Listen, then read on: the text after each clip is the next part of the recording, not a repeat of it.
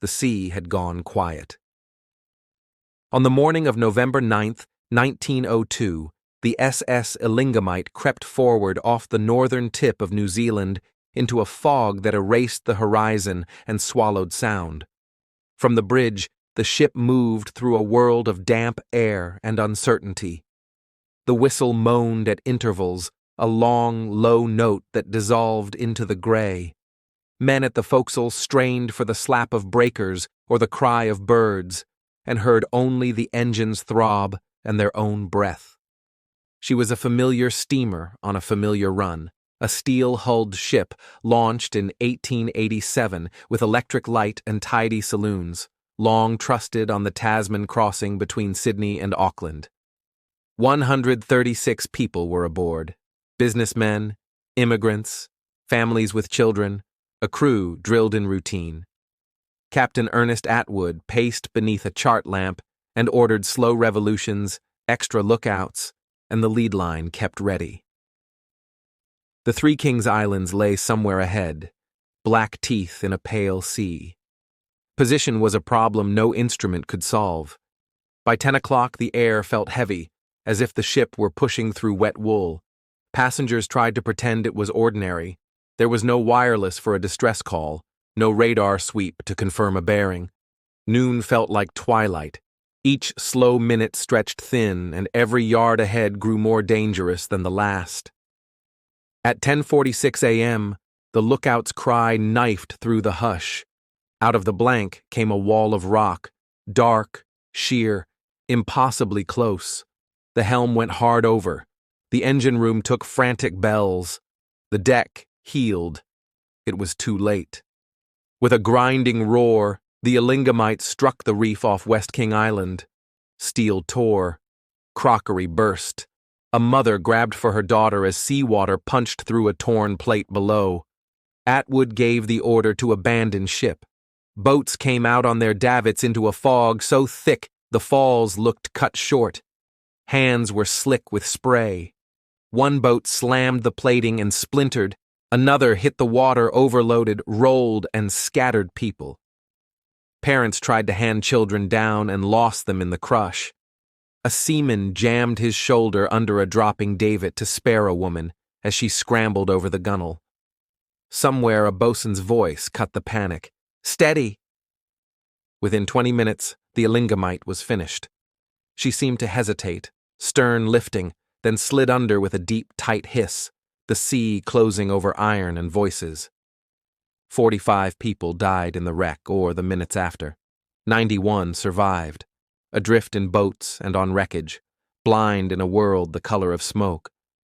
One lifeboat, jammed with more than 50, clawed along a cliff until oars rasped rock.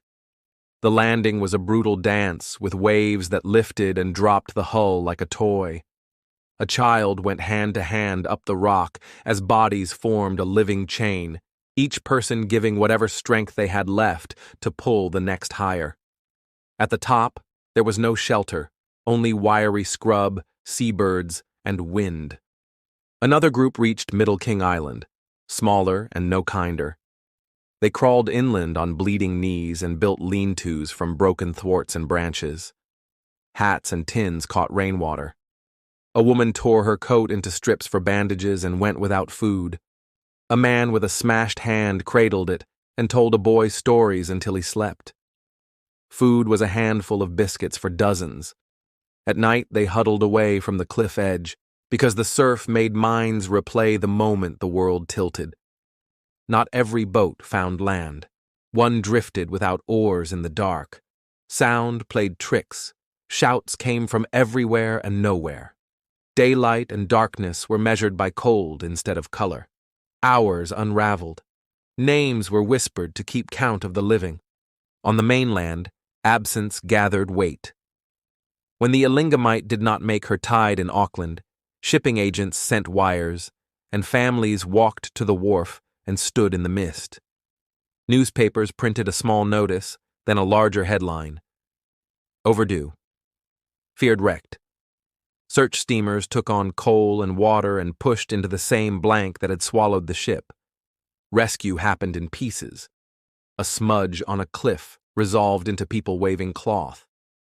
A skipper risked his keel and hauled survivors aboard.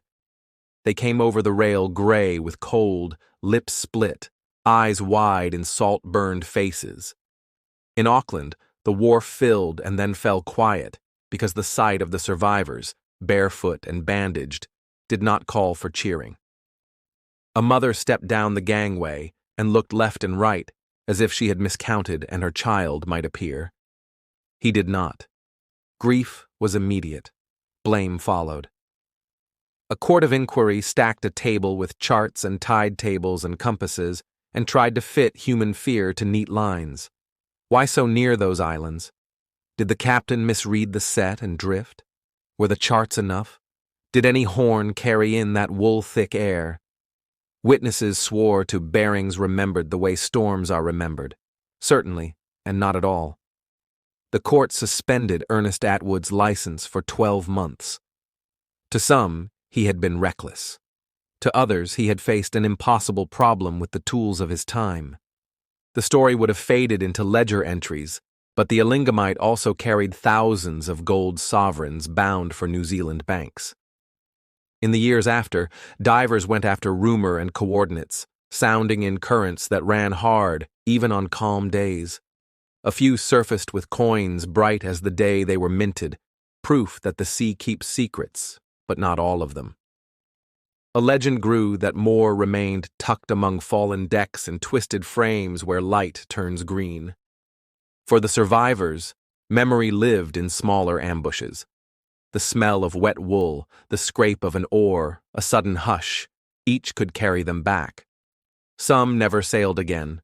Some did because wages required it.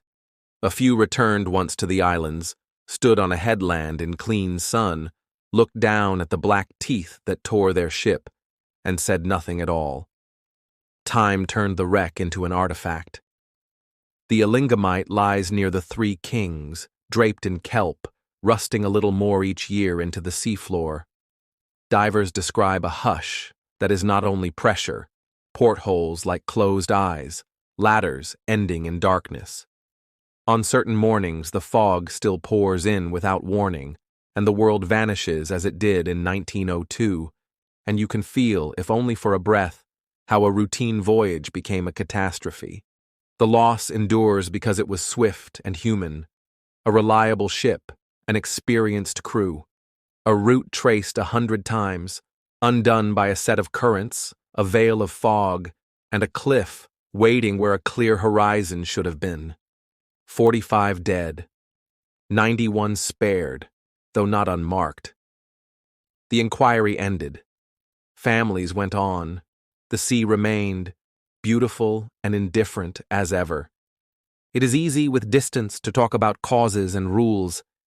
It is harder to stand on that cold deck in your mind, hear a lookout cry, feel the deck heel, smell the first breath of seawater rushing through torn iron, and understand the minutes between order and disaster.